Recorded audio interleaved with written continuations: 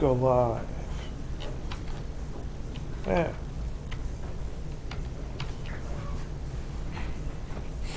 All right.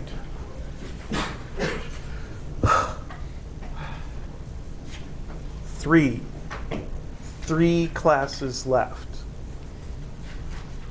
Then we're done. Is that including finals day, or is that just pure classes? That does not include the final exam. Yeah, I would recommend showing up for that.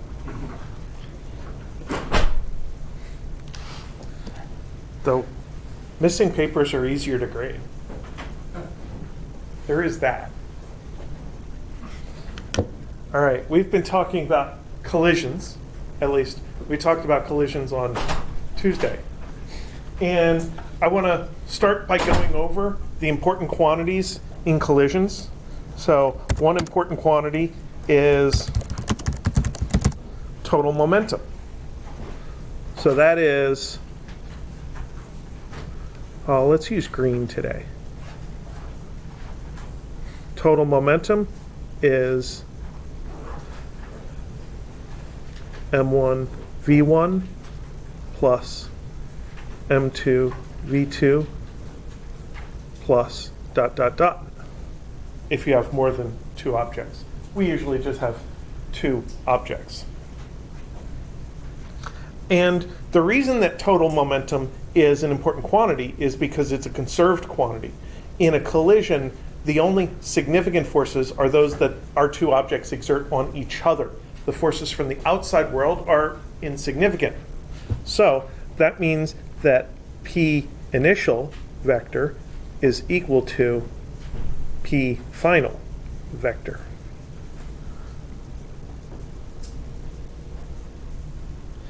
And momentum itself is mass times velocity. And momentum has a total, and mass has a total.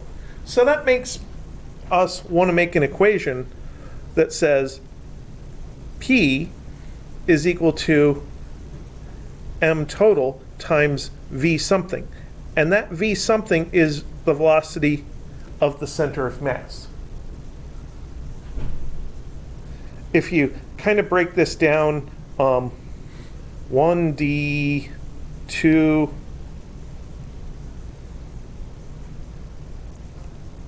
objects, V center of mass is equal to M1 V1 plus M2 V2 all over M1 plus M2. And that is exactly the quantity that we call a weighted average. You take each quantity, each velocity, multiply it by its corresponding weighting factor, and add those all up, and then divide by the total weighting factor. That's exactly how you compute a weighted average. And the top of this fraction is capital P, and the bottom of this fraction is M total. And I just got done saying that the momentum doesn't change during a collision, and the mass doesn't change during the collision. So therefore, the center of mass velocity doesn't change during a collision. That makes it a nice quantity. It's a constant of the collision. So if you calculate it before the collision, same value after, and vice versa.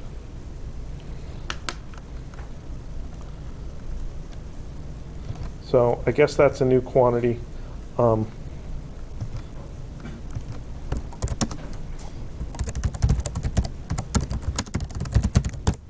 The center of mass velocity. Another important quantity during a collision is the total kinetic energy. And what we found was that during some collisions, the total kinetic energy is decreased, and during other collisions, the total kinetic energy is maintained.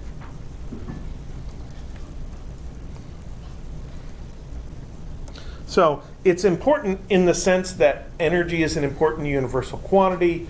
If you know how much energy is lost during a collision, you know how much energy there is available to break stuff and how much energy is available to heat stuff up. But it's not as useful practically. Practically, it gives you equations that have v squareds in them, and they're annoying. So we would say it's still true that k is 1/2 m1 v1 squared plus 1/2 m2 v2 squared, maybe plus dot dot dot.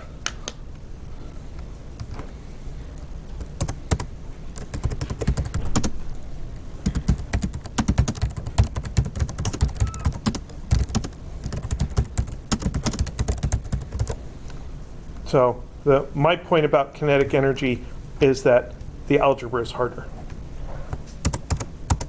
So that brings us to this other quantity that I kind of pulled out of nowhere on Tuesday.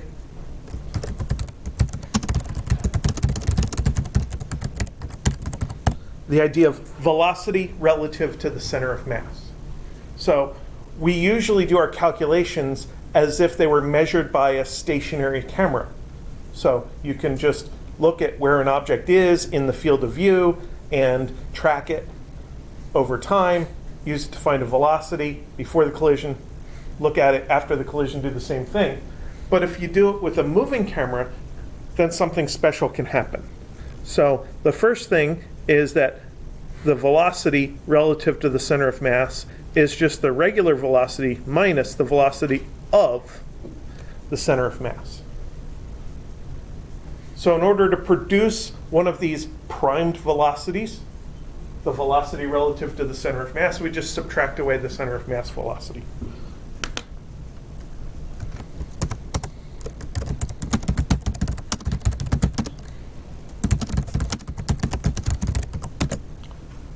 And why do I like this quantity? Well, it does simple things.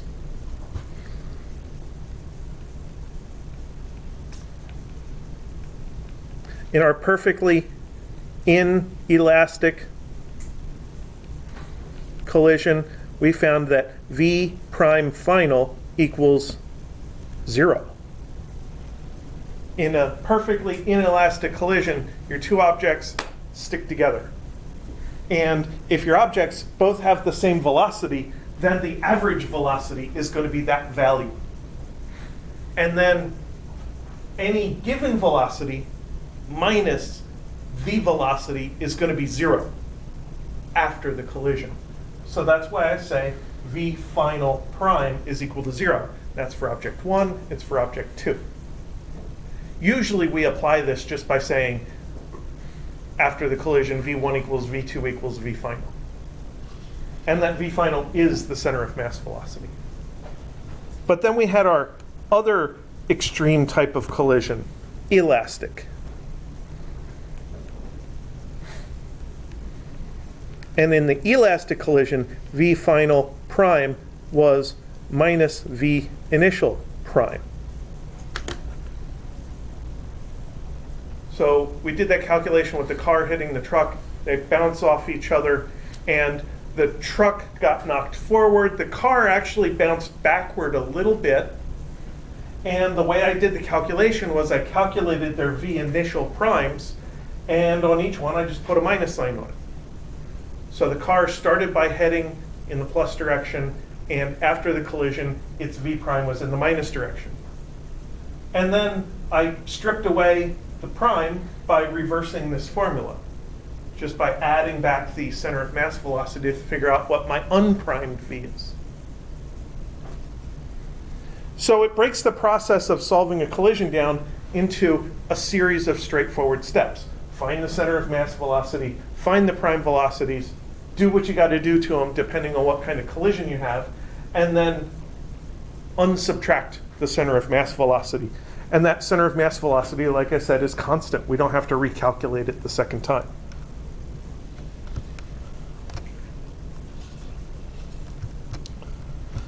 So I wonder, all of this stuff is the same for every single kind of collision, except for this middle step.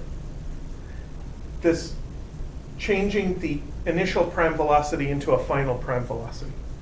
I wonder if these are just two different versions of the same formula. Maybe the formula looks like the following.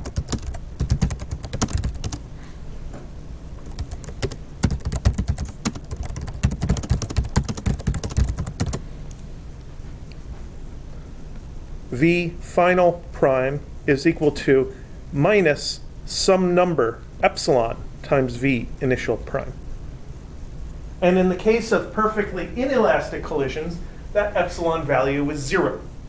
And in the case of elastic collisions, that epsilon value is 1. Now we have an equation where we have an adjustable parameter. And that epsilon value is the quantity they call the elasticity of a collision.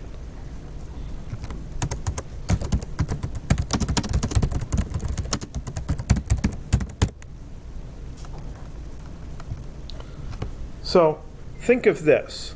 Let me draw kind of a number line here. Oops. Have to pick the color first, then hit the arrow.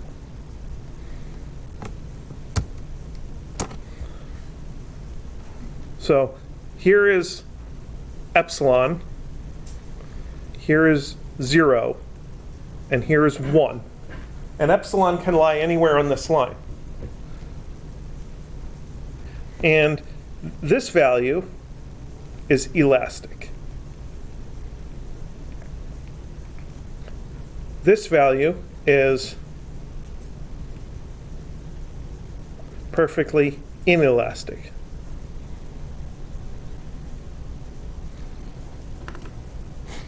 Now, making epsilon a number on a number line makes me wonder, what do the other values mean? Is it meaningful to have epsilon equals 0.5? The answer, of course, is yes. Imagine the process of bouncing a ball off the ground. If you have a perfectly elastic collision, you drop the ball, it hits the ground, has the same velocity as it comes back up, and it gets back to the exact same height. That would be a perfectly elastic collision. Not many balls actually bounce like that. On the other hand, the perfectly inelastic collision would be you drop the ball and it sticks to the ground. It just goes splat. Well, not many balls bounce like that either. Most bounces are somewhere in between those two. So that's the territory where we have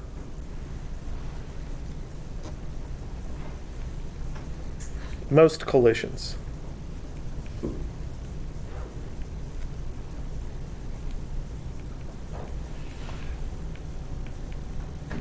And they're not elastic collisions, but they're not perfectly inelastic collisions. They're just plain inelastic collisions.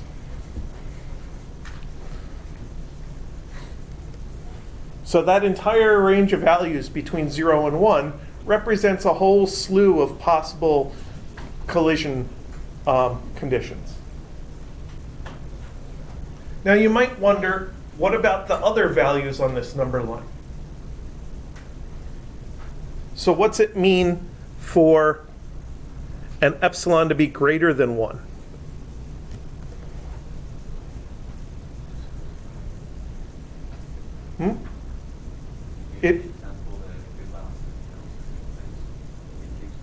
Right. So in the bounce against the ground, the ball would actually bounce higher than where it started. Now that's unlikely with a regular ball. But what if I have like a beach ball with a mousetrap taped to the outside of it? So that, and I drop it mousetrap side down, so when it hits the ground, the mousetrap springs, and the spring pushes against the ground and launches the ball straight up in the air.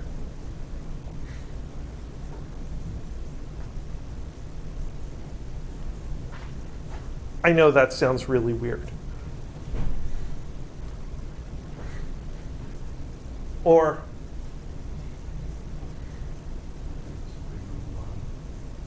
some device with a spring on the bottom. Or you've caught a cricket in a cup, and you go outside and you shake it off onto the ground, and the cricket hits the ground and goes boing and springs really far away. You don't want to know what kind of examples were going through my head before I decided to use a cricket. Would that be different than like a trampoline? You could do something like that with a trampoline. Because if you have like 2 people using a trampoline, you can have like one person jump first and then the second person jump, and like the trampoline is preloaded with a bunch of energy. And then when the second person jumps, they get to bounce extra high. So yes, that would be a legitimate way of creating one of these things. And I call this a super elastic collision.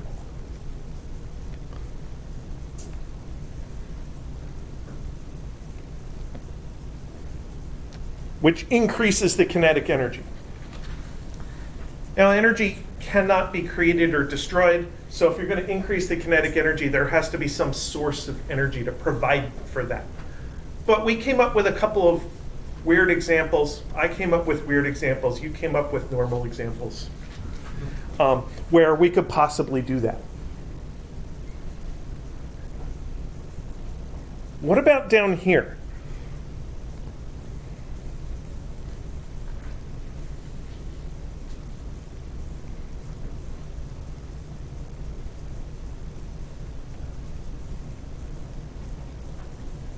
Is it possible to have a negative elasticity for a collision?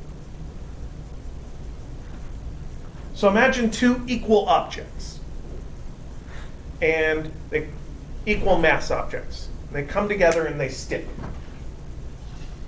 If they're equal mass going equal speeds, the total momentum is 0. When they stick, they're just going to stop.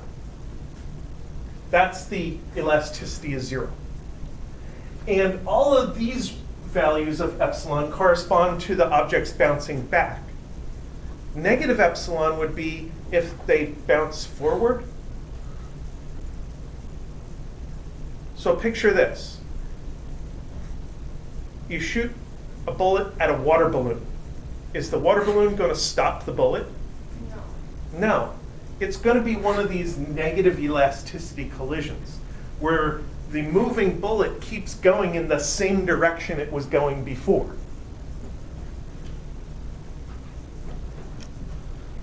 I call this a partial collision.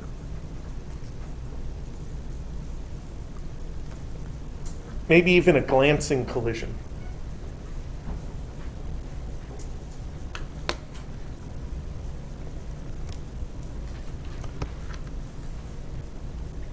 And out of all of these, this perfectly inelastic collision has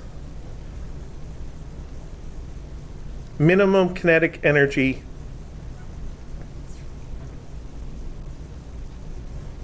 maybe K final equals 0, but not necessarily. When 2 objects stick together, the combined object may still be moving. So, you know that heavy basketball used in gym class called a medicine ball, used sometimes for therapy? Well, if you threw one of those at me, after I catch it, I would be moving a little bit because they're really heavy. So, just because a collision's perfectly inelastic, that does not mean that the total kinetic energy goes to 0. It's only minimized. Now, there's a couple of quirks of collisions that I want to talk about.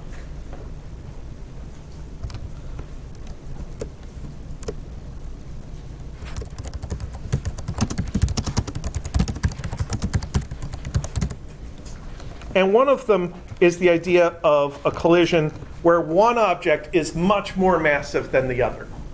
So you're driving down the road and you hit a bug. Or you're driving down the road and you hit a tiny pebble. In either case, you're not going to notice anything on the inside of the car except maybe some noise and possibly a smudge or a chip on the windshield. So what is it about that collision that makes it so that you don't really notice anything? So if we go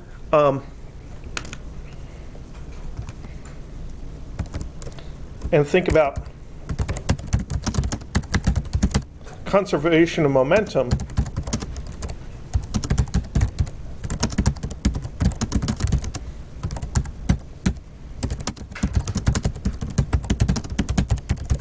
that says something about how much momentum is exchanged. That's what impulse is. An impulse is an exchange of momentum, a trade of momentum. So I take positive momentum from you, I give back negative momentum. That's the exchange. So that means that delta P1 is minus delta P2.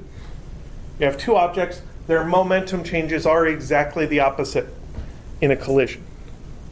So this would be M1 delta V1 is minus M2 delta V2. Since the momentum's proportional to velocity, the delta momentum is proportional to the delta velocity. And delta V1 is minus M2 over M1 times delta V2.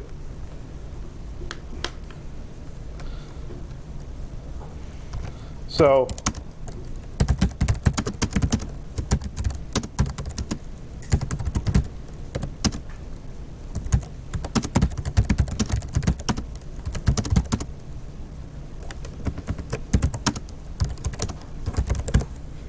if it is the case that you're talking about two objects and object one is much more massive, then that's going to take whatever M2 delta V2 you have and scale it down to practically zero. And the typical example of these collisions is bouncing a ball off the ground. So I am not going to do anything to the earth by bouncing a ball off the ground. Nobody's going to notice. The most that could happen is a seismometer might be able to detect vibrations if it's nearby. But most likely, nobody's going to notice. So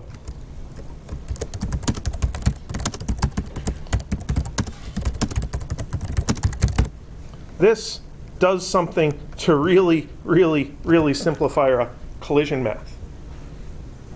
So V center of mass is equal to M1V1 plus M2V2 over M total. That's M1 over M total V1 plus M2 over M total V2. That fraction is practically 1. That fraction is practically 0. So V center of mass is approximately equal to V1.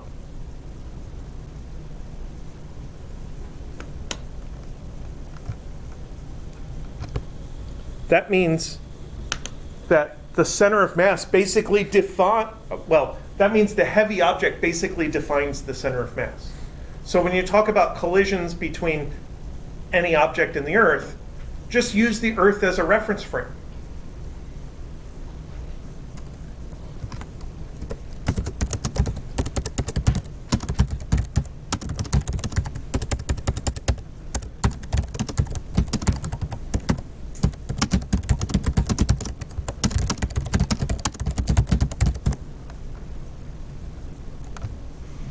So then all of your velocities of the other object are automatically v primes.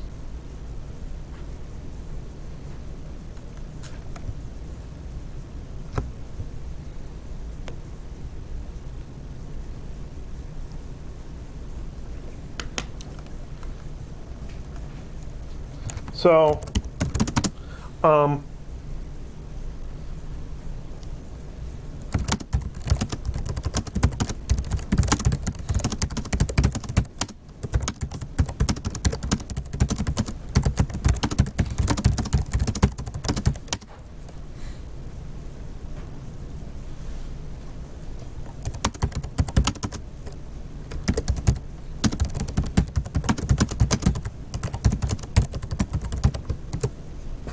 So let's think about a collision between a beach ball and my foot.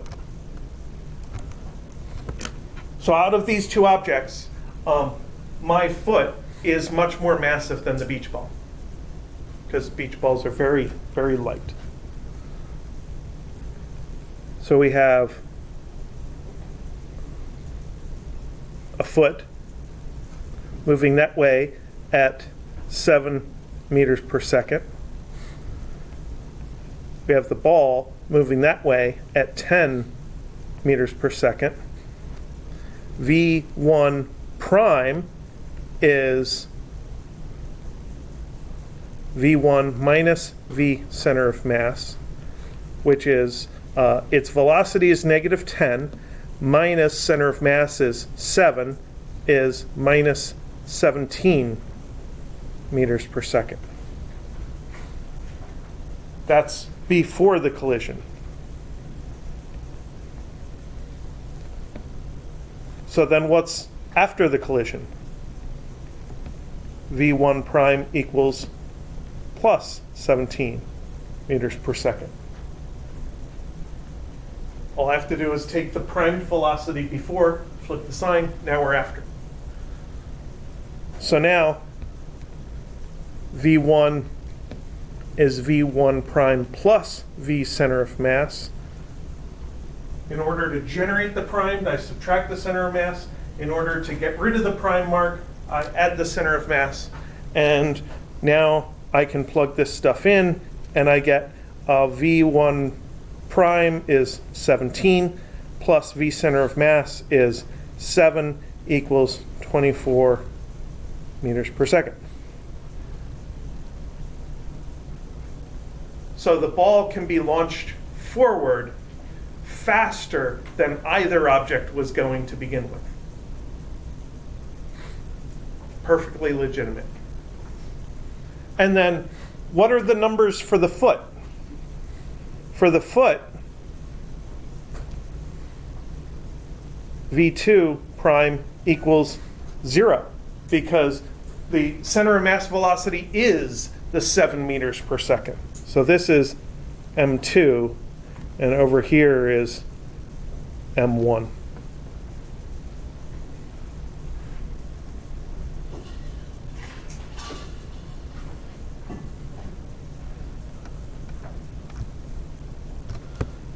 So ultimately, what went into this, we kind of added 7 meters per second to get to here, and we added another 7 to get to here. So effectively, in this collision between the tiny object and the huge object, the tiny object gets double the speed of the huge object.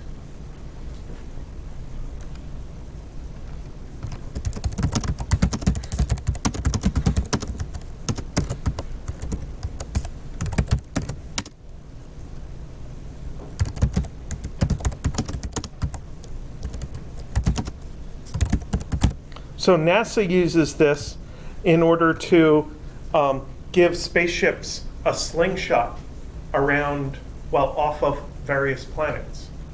So launch something out into space. It only has a certain amount of orbital energy to it. It's not going to gain extra energy by itself, but slingshot it past something else, and optimally, you could gain double the velocity of that planet that you slingshot off of.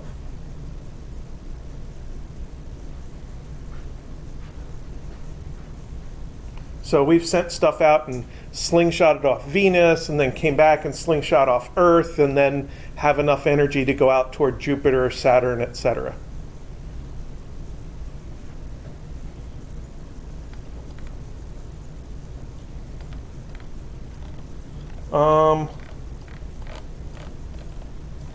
So that's kind of what I wanted to do with the supermassive idea, the huge mass imbalance idea. Now, there's one more kind of example I wanted to talk about, and I didn't bring the tactile objects to actually do this. I don't like doing it in this room anyway, because I broke one of the lights once. So, in lieu of that, I want to show you a 2-minute, well, 5-minute YouTube video about the same topic. This is me as a instructor, right? There it is. The stacked ball drop. Check out how high these different balls bounce. The basketball, the super bouncy ball, and the golf ball. Now I'm going to try the golf ball on top of the bouncy ball on top of the basketball. And then I'm going to explain how it's related to a supernova. Did you see that? Probably not. So here it is again. The golf ball bounced to 28 feet. We dropped it from about 3.5 feet, so it went up 800% of its dropped height. In fact, if you consider that by itself, the golf ball bounces about 70% of its dropped height. It went as high as if it had fallen from 40 feet up. That is awesome. So how can we get the golf ball to bounce up with that much energy? Let's simplify it to these two balls. When you drop them individually, each ball starts out with some potential energy from the height of the drop. As the balls hit the ground, some energy goes into heating up the ground and some goes into heating the ball. Because that energy left the ball system, you can't get back up to the same height. But when you combine them, the tennis ball goes higher than its dropped height. Way higher. Where does it get the extra energy? As the basketball bounces, it compresses, storing elastic potential energy. As it releases, it springboards the tennis ball upward just at the right moment. This is like the double bounce on a trampoline when you jump right before someone else. You prepare the elastic of the trampoline by stretching it and storing energy, which can then bounce the jumper even higher. In the same way, the basketball stores energy in its compression and is able to push the tennis ball. But just like the double bounce preparer, the basketball can't go as high. You can see that here. It bounces even less when 3 balls are dropped together. Also, during that transfer of energy, some momentum transfers from the basketball to the tennis ball. And since the basketball starts with way more momentum because of its larger mass, the tennis ball's velocity increases by a lot, and it flies up, up, and away. Now back to the triple super ball bounce. Now you get the energy from the basketball's bounce being transferred into the bounce of the super bouncy ball, which is then transferred to the golf ball's bounce. You put the same amount of energy or momentum from 2 more massive objects into a smaller object, and it will go much faster. Epic!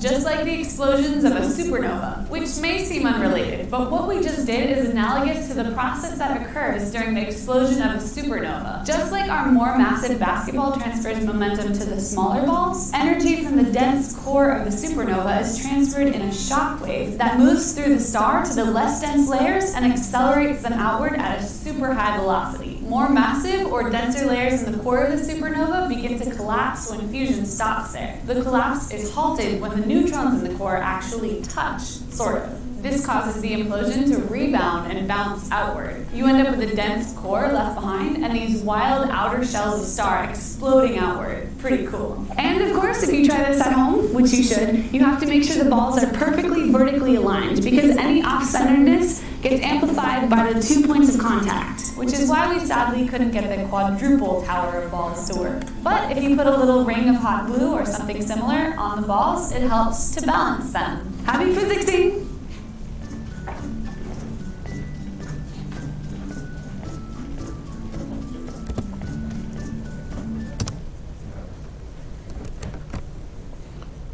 So, as you saw, the details of where the energy is stored during the collision is just like that example that I didn't come up with about the trampoline. Now, when we do the analysis of this, we get to kind of skip over all the middle parts. We don't worry about how much the basketball compresses and stuff like that. We can just start with the before and then analyze it to the after. So let's take a look at that. The stacked ball drop.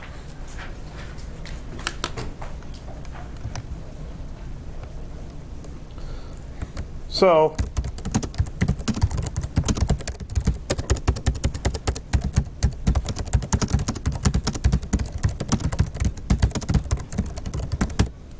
we're going to take 2 balls like a basketball and a golf ball, and like she said, you should absolutely do this. If you do it with a golf ball, then you should probably not be indoors and maybe wear safety glasses. But if you do it with a tennis ball, you'll not hurt anything, unless you're here and you break a ceiling light.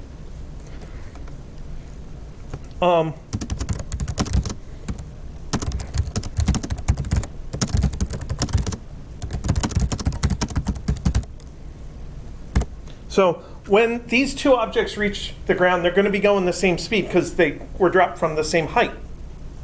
So let's start at that point where they hit the ground. So here's the ground.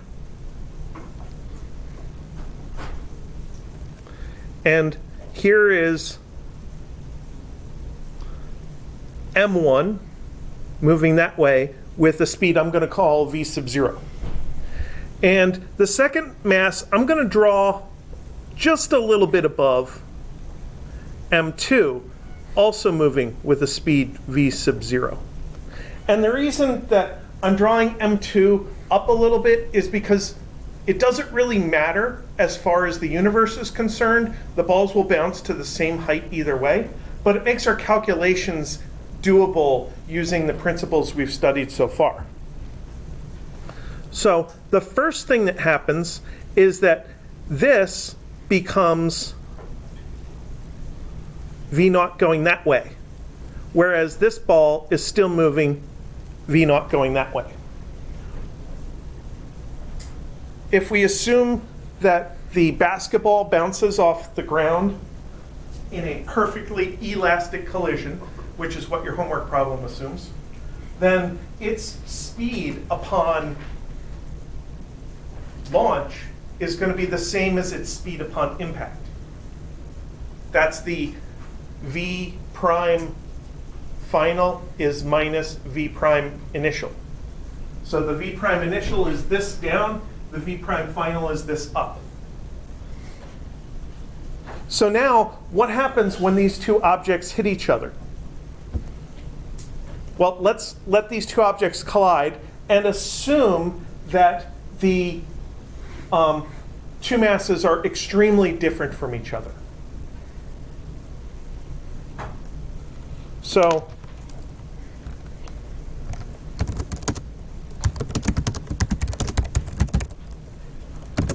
if M1 is much greater, then we have V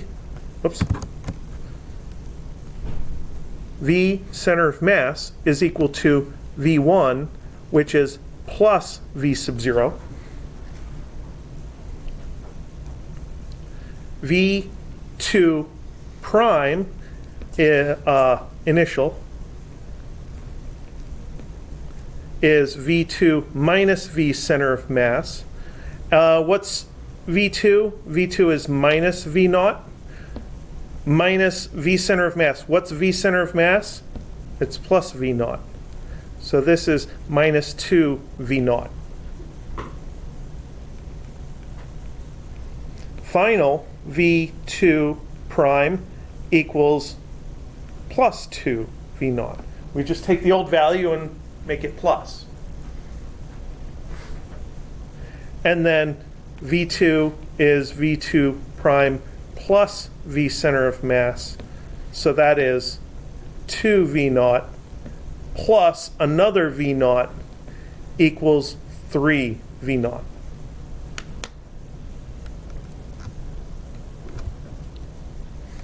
So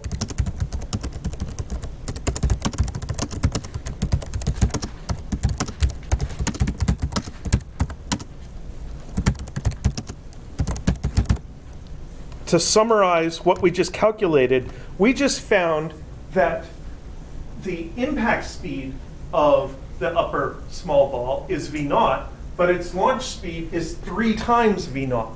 So if we drop it from the height where it lands at 10 meters per second, now it's going 30 meters per second.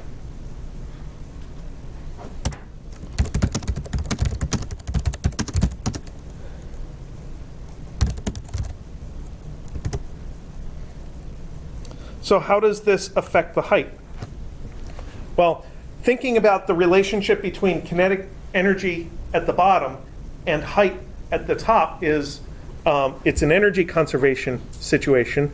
So we should be thinking mgh is 1/2 mv squared. We're only concerned with one object because they're not near each other anymore. And I like to kind of make this a flat equation without fractions. So I'm just going to multiply both sides by 2 And I can simplify it a little bit, cross out the m's. So this turns into 2gh is equal to v squared. So for the dropping process, we drop it from one height and achieve a particular v. That's where the v naught fits in. But for the launching process, we're launching at 3 times that velocity. What does that do to the height?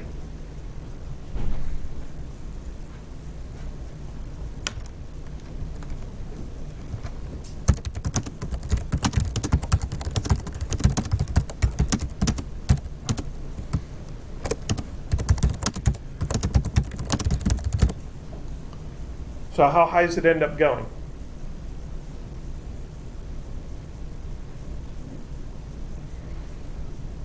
We're looking at a pattern between velocity at the bottom and height at the top. And our equation that relates the two involves squaring the v. We have 3 times as much v. That gets squared.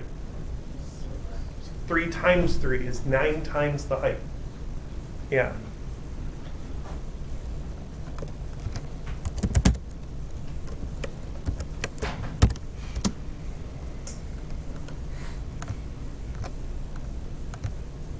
So example, v naught equals 10 meters per second.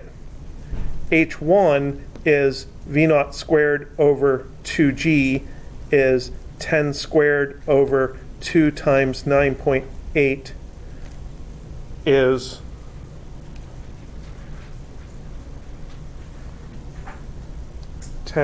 squared over 2 times 9.8 is 5.1 meters. So that's how we create the 10 meters per second in the first place.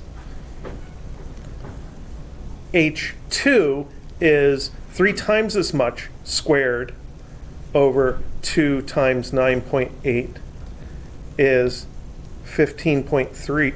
No. Whoa. I wonder what button I just hit. I hit Control V. So I pasted the optics diagram that was on my clipboard. I'm like, did I just flip to the wrong set of notes? I wanted to hit Control Z. 30 squared over 2 times 9.8 is 45.9.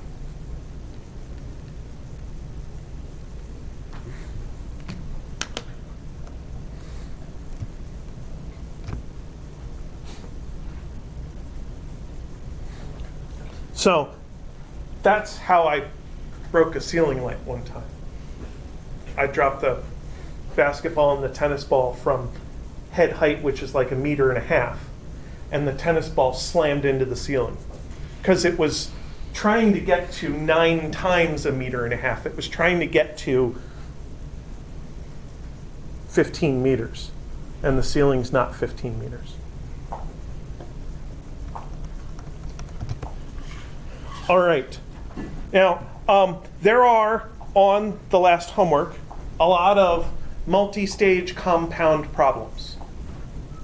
And it is my true belief that the easiest way to deal with an elastic collision is the process that I went through. So a lot of what is involved in these problems is trying to figure out how to break the process down into stages. What does each stage entail? And then use the known information to figure out what you need to know about each stage. So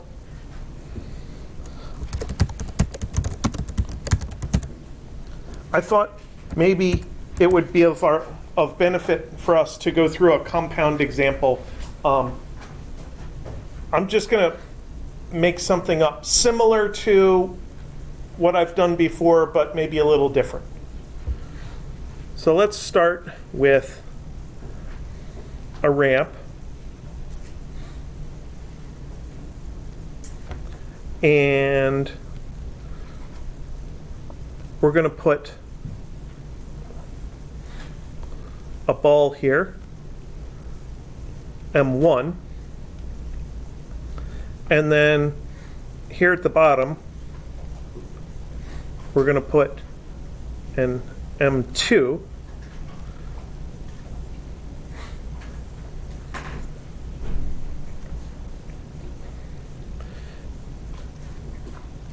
and then we'll have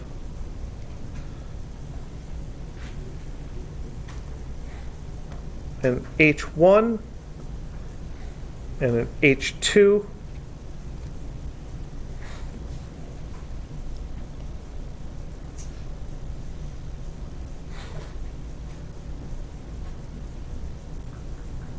yeah, I think that's all I need.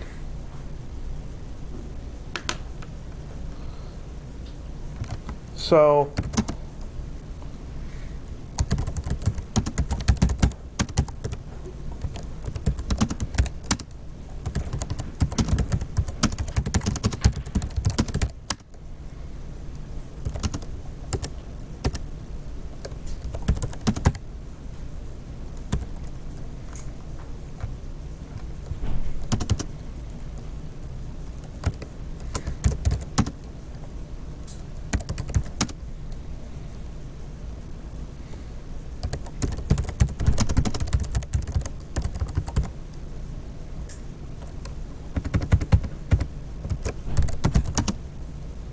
okay, so we're going to have this sphere roll downhill because you guys missed the class last Thursday about rolling. So I thought maybe it'd be a good idea to do an example that involves rolling. Now, once it gets to the bottom, to the flat area where M2 is, it's going to turn frictionless. And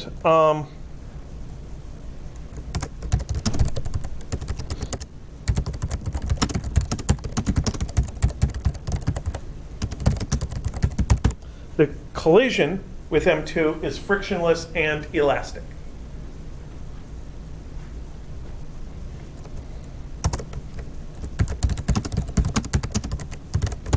And I want to know, where does M2 land?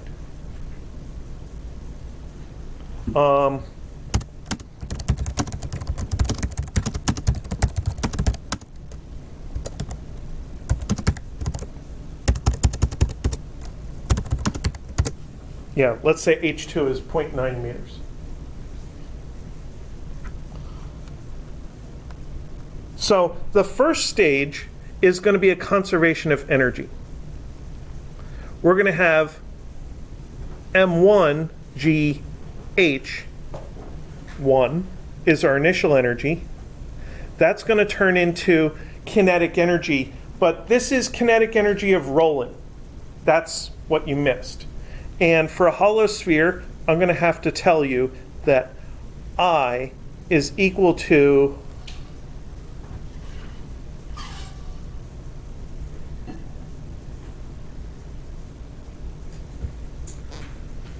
two-thirds mr squared.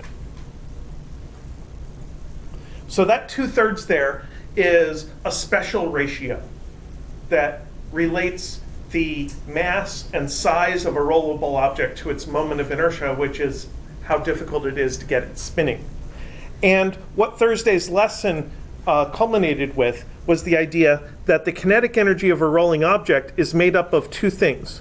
1/2 m1v1 squared is the regular kinetic energy, and then there's rolling energy. And that rolling energy is 2/3 of 1/2 m1v1 squared. That exact same factor of 2/3 in the moment of inertia formula is the relationship between the regular kinetic energy and the rotational kinetic energy.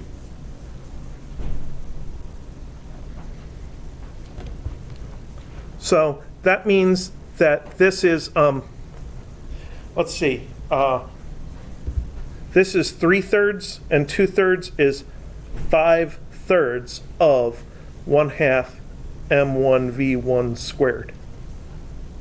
So I'm just factoring out the 1/2 mv squared. And there's 1 factor from here, which is 3/3. There's 2/3 of a factor here, and 3/3 and 2/3 is 5/3. And that's M1GH1.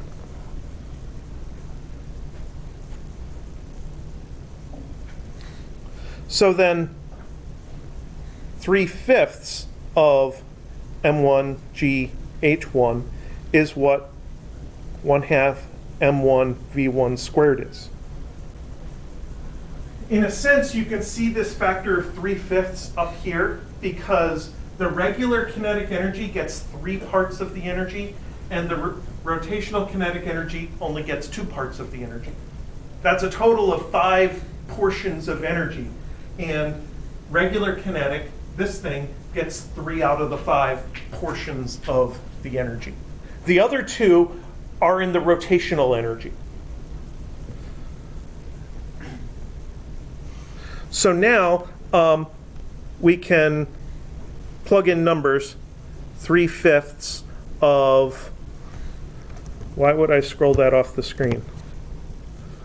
1.5 kilograms, 9.8 newtons per kilogram times 3.0 meters. That's an amount of energy. That's a perfectly good thing to plug into the calculator and get numerically and not continue to solve algebraically right now. So 3/5 times 1.5 times 9.8 times 3 is 26.46 joules.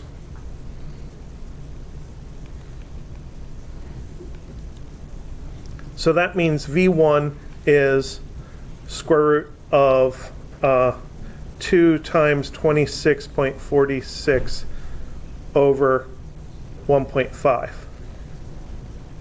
So that is the regular kinetic energy of the rolling ball. The 1/2 mv squared part of the kinetic energy of the ball is 26.46. And when I solve this for V1, I get 2k divided by m and a big square root around it, so that's why I took 2 times that divided by the mass.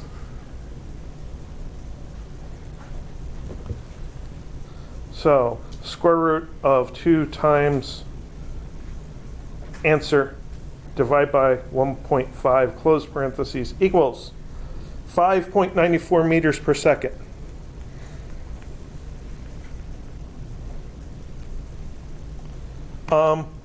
I need to know M2's mass. Why didn't I give M2 equals, what's M2 going to be? If M1 is 1.5 kilograms, how much is M2? 2 kilograms? That works. Where is it? 2.0 kilograms.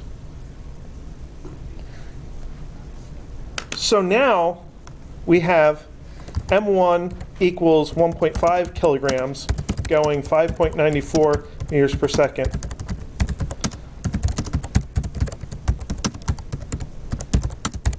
Collides with stationary M2 equals 2 kilograms.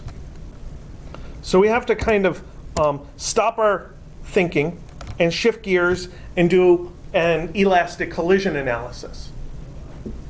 And I suppose I like to calculate the P total. So that's going to be 1.5 kilograms times 5.94 meters per second. So I'm just going to take my calculator and say times 1.5 is equal to 8.91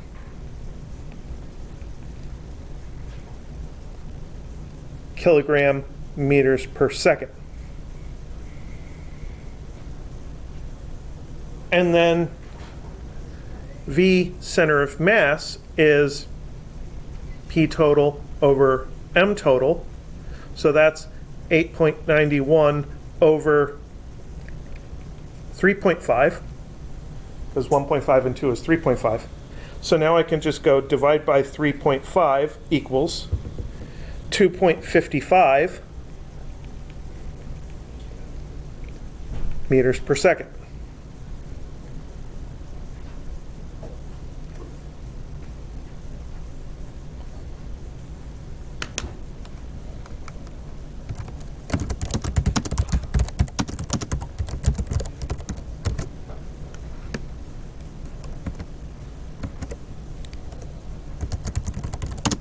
Let's say one object is initially stationary. This happens in a lot of collisions. We do a lot of collisions in which one object is initially stationary. So v2 prime equals v2 minus v center of mass. To generate the prime velocity initial, we just take the initial velocity of 0, subtract away the v center of mass, and we just get negative v center of mass. v2 final prime equals plus v center of mass. And then v2 final unprimed is v2 final prime plus v center of mass. This one turned into a plus v center of mass because of the elastic bouncing. This is a plus v center of mass because that's how we turn the primed into an unprimed. And this turns into 2 v center of mass, v2 final. It's a little quirk that happens. And because of that, I can just go times 2 and get 5.09. So this is 5.09 meters per second.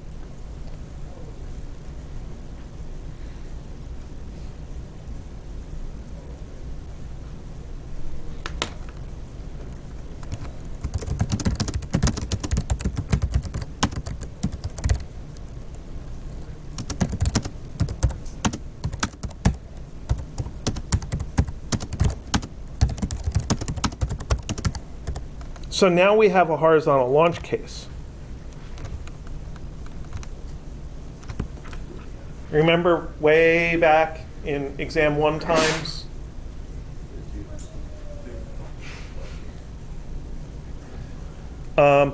We have Vx equals constant and Vy, not Vy, Ay equals minus G. With V initial y equals 0. So the first two things are all projectile motion. The initial y velocity is 0 is specifically the horizontal launch. So we can just go 1/2 gt squared is equal to h. That's one of those results that's important enough that I actually put that equation on the equation sheet in the projectile motion section.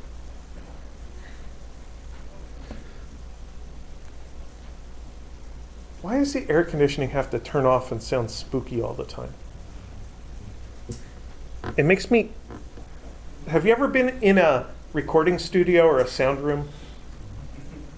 It's called an anechoic chamber. In a room with no echoes. It really sounds weird. So what are we looking for? We're looking for time.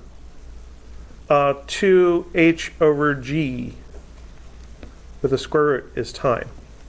Is square root of 0.9 meters over 9.8.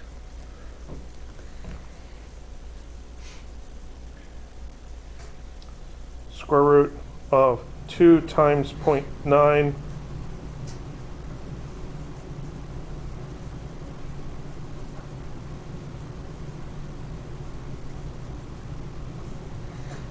divided by 9.8. 2 times 0.9 over 9.8. 2 times h over g. And then the square, right. 0.429. And then delta x is Vx delta t. Constant velocity, we can just multiply the velocity times time.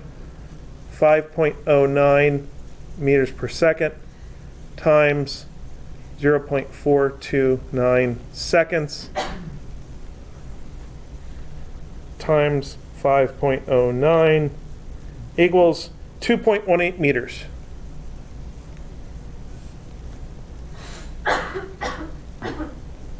So that completes the multi-stage example. So, let's see. The part that's different, I should probably leave that on the screen until you finish scribbling it down. Sorry. The part that was the same about this as what we've done is we've done the horizontal launch, where you had to compare the velocity of launch and the height of launch and the range of the shot. So we've done that. It's just that we had to go through a whole bunch of effort to find the velocity. This week, we've gone over how to do collisions. So the collision analysis was the part in blue, where the easiest thing to do is to start by finding the center of mass velocity. And the core of an elastic collision is you just take the initial primed velocity relative to the center of mass, whatever it is, and flip the sign. That's the elastic collision. And sure, I decided to do a little bit analytically here just to show you how sometimes you end up with this thing in the middle of your analysis. If you look at the solutions to the WebAssign problems, sometimes they'll do stuff like this. And you'll magically see one of these things appear somewhere, or the one problem had a 3 times the velocity in it. And then later they divide it by 3. So that's the elastic collision. The thing that was very different was how to deal with the rolling. And with rolling, all it is the fact that a rolling object has 2 kinds of kinetic energy.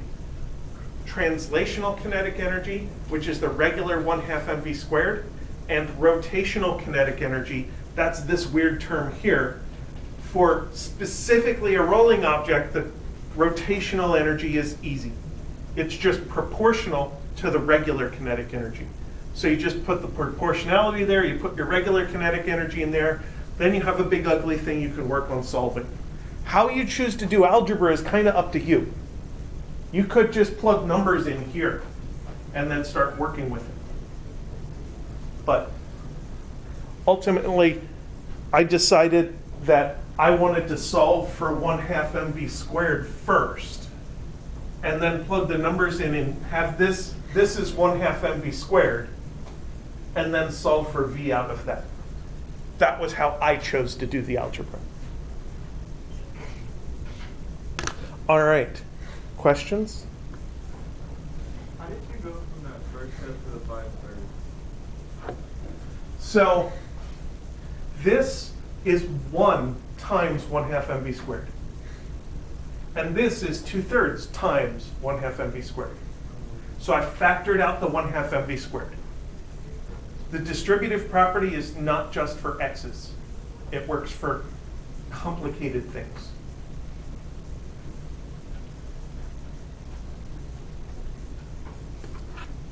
So in between there is a 1 plus 2/3 is equal to 5/3.